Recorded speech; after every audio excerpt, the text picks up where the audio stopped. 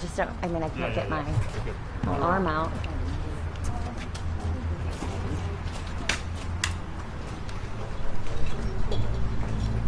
Am I going to be in your way? No, sweetie. Okay. I'll whack you with the phone.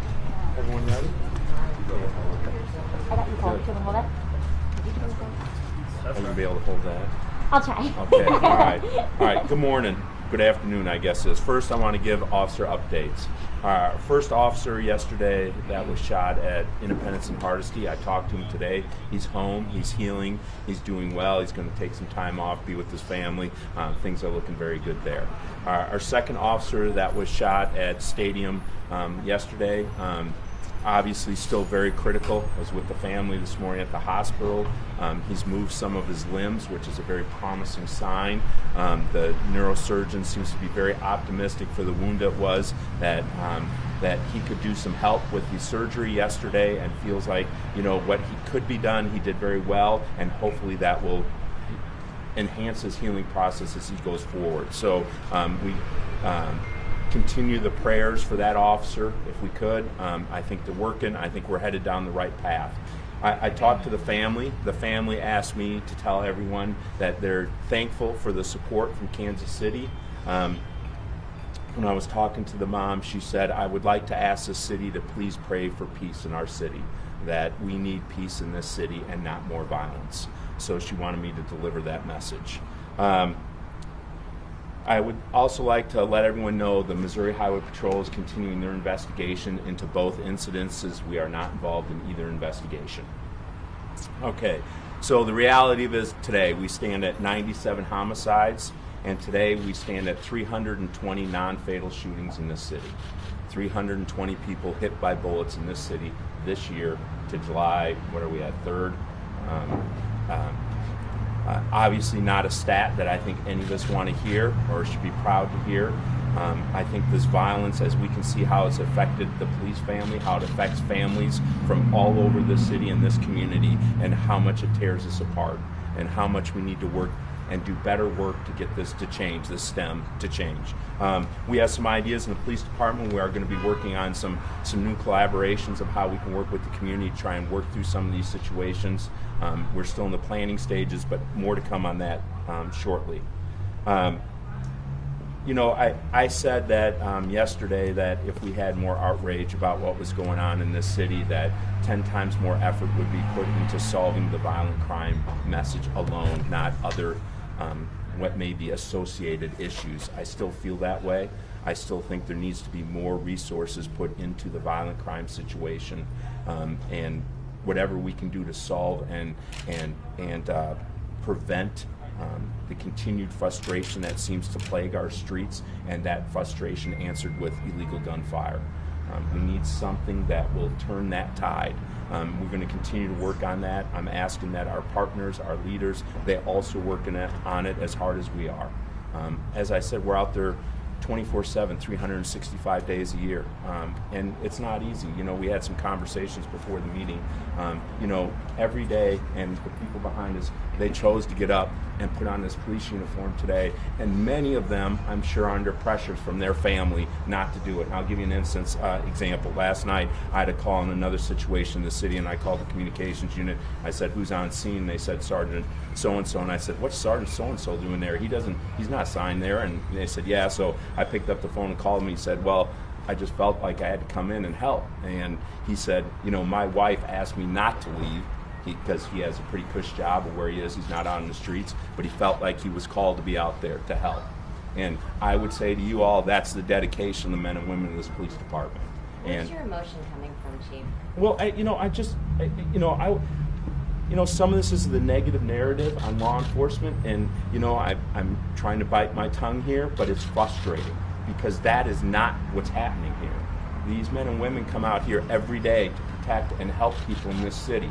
And I think for a while there was a negative portrayal of that, and it was a voice and maybe a message that was not honest. It was not honest, in my opinion, from my perspective. It was not what really happens every day and night throughout this city. Do you feel support from the politicians in the city? There's a lot of people that we've talked to in law enforcement that simply don't right now. Do you?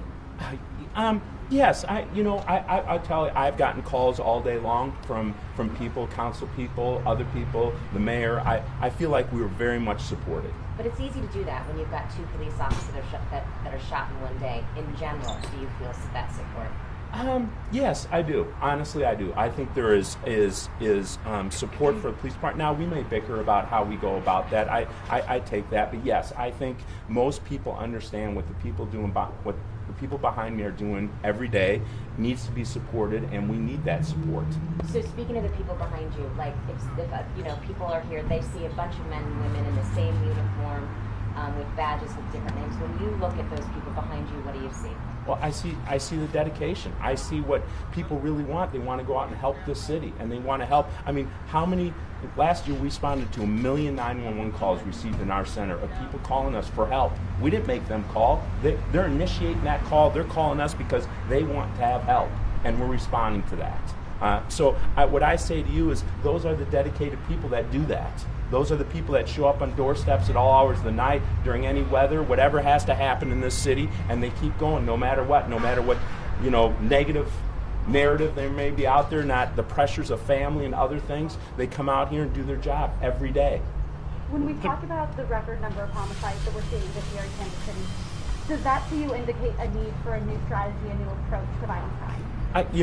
We constantly evaluate that. Yes. Do we have some approaches we have that we think are working well? One of the messages we've got out since I've tenured chief, violent crime's gone down every year in this city. It's our aggravated assaults and shootings that are going up. But violent crime as a whole has gone down. That message doesn't get out either. So obviously some of our initiatives and what we are doing is working where that violent crime, in my opinion, wouldn't be trending in that direction. What can the community do to support the 2 guys that got shot yesterday and to support the department? Well, good question, Mike. Thank you. And I would say right now the most important thing is we need continued prayers for our second officer still in the hospital. Is very critical. We've had food donations and other things come to the station, and it's much appreciated. The officers really appreciate the sentiments of people coming up here with trays and boxes full of food for the officers at the station. So that's been much appreciated. I was here sitting in the thing waiting for the briefing, and some lady came in and just gave a card and it says Chief of Police on it. Thanks for your all you do for this city. And she had cards for various people in the stations. I mean, all of that is much appreciated. Talk about the resources. You guys come up with resources. You want more manpower? Do you want more money? What exactly do you need? What kind of resources? I think those are in-depth discussions. I'm not going to get into that right now. I think the idea is that there needs to be more attention to the violent crime issue overall. There's a lot of attention on a lot of issues in Kansas City, right? We all watch the news all the time. You hear the news stories and what's going on. If this is really the biggest news story, people keep dying in our streets, then it needs more attention overall. It's a busy weekend. There's a lot of concern that we might hit the 100 mark going once. What do you say to people? What can they do to help stop? Are there 3 things that you'd like to see happen? Guns or Well, I can't predict when we're going to hit 100. That's out of my control. I'd say to people I'd rather not hit 100. I mean, it's not in the police department's control if we get there. We're going to respond if it does, just like we do to every other one. But it's tragic, right? I think everyone who's here and everyone who's listening to this feels the same way. We do not want to hit 100, nor do we want to hit 150, nor do we want to set records. This is not the place we want to be at. But it's incumbent upon the whole community to partake in this, right? We need people to call us when people are in disputes before they happen, when people are carrying guns and they shouldn't be, and we know they're hot-headed. People need to call us and let us get involved and try to intervene in those situations and try and prevent the shootings from happening. And the community can help in that. Just like to our recent crimes, when people call 911 or call our detectives or call the TIPS hotline and give us information, that helps us also. The community involvement here is what makes all of this work. One of the things that and I took a picture of this up at 10th and Benton. It was a tag on the side of a building that says no snitches. How do you get past that, because that's obviously a factor in the homicide closure rate. Yeah, I agree, Mike. But I think, some of this has almost been generational, right? We now have kids, and some people teach their kids not to talk to the police. We need to change that narrative that we want kids to work with the police and grow up with that mentality. That's the way I grew up. That's what my parents taught me, right? If an officer comes and talks, you talk to him, you cooperate, you do what the officer says. I think there's some people that don't teach that, right? I think what we need is to go back to how things were, and we would have better cooperation. And that's why this department is involved in many youth initiatives to try and make that connection early. The long-term plan is through the youth, right? That's what we are working on. That's why we have Explorers, the Youth Policing Initiative, all kinds of stuff that we're trying to do to connect. What is the department doing to bridge the gap with communities that simply don't trust police? Yeah, I can't answer that from their perspective. All I can say is, as you know, we will show up at any meeting, we will contact, we will coordinate, we will help be involved. Our community interaction officers, one standing behind me, they do that every day here. They're involved in this community. If anyone wants to get involved with this community or find out what our police department's about, we have great opportunities to do that from anybody. Chief, I'd what do you ask them have to get say- engaged. What do you have to say to the people who are terrorizing the city? Yeah, we're not going to stop doing our job. If you think that this is some sort of opportunity for you to engage in stupid behavior, I want you to know we're going to be there, and we're going to come after you. If you want to be involved in violence, we're going to come after you as hard as we can. Is the city planning any new approaches in the second half of the year? Pardon me? Is the city planning any new approaches, any new strategies? in I don't second know half what of the year? city's planning. Or the police department, sorry. Well, yeah, I just said we're evaluating things of how we get in the community and get more engaged. Is there a challenge in other parts of the criminal justice system, whether it's prosecution, probation, that are causing some gaps that then you have to deal with? Absolutely, yes. I say this is a criminal justice system. We see it in Kansas City right here behind us. But there's probation and parole, there's prosecutors, there's judges, there's incarceration, there's all kinds of stuff frequently that are not talked about. Yes, all of those parts of the system need to be working well together. I've said that before. We need to be able to develop and work together more often and more closely to make sure our most violent offenders go to jail and stay in jail. You said you're going to come after him. You on Tuesday we had a shooting. You already got Yeah. 2 suspects in custody.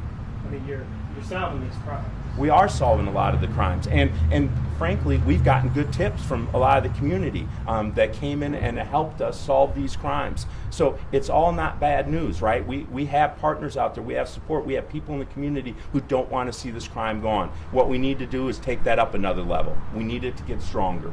Which is the majority of people. I mean, the people terrorizing the streets are the minority, and they're No doubt, hurting the and majority. frequently we know them by name.